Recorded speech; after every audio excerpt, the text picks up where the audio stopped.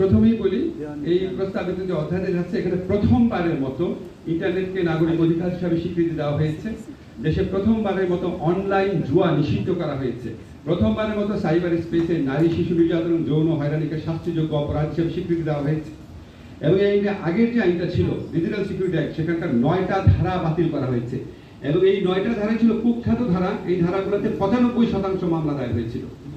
এই মামলাগুলো এখন স্বয়ংক্রিয়ভাবে বাতিল হয়ে যাবে।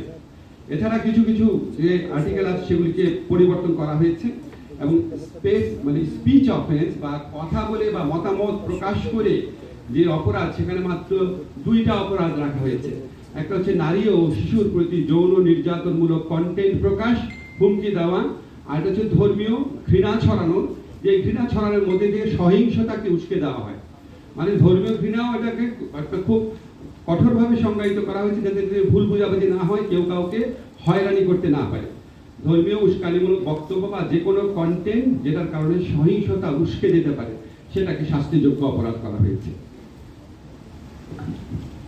এছাড়া আপনার দক্ষিণ এশিয়াতে প্রথমবারের মতো এখানে আর্টিফিশিয়াল ইন্টেলিজেন্সের মাধ্যমে যদি আপনার কোনো সাইবার অপরাধ করা হয়, সেটাকে শাস্তিযোগ্য করা হয়েছে। আর ম্যাক্সিমাম আইনকে আপনার স্পিচ অফেন্সের ক্ষেত্রে বলি, আপনার যে 2টা স্পিচ অফেন্স বললাম না, যে নারী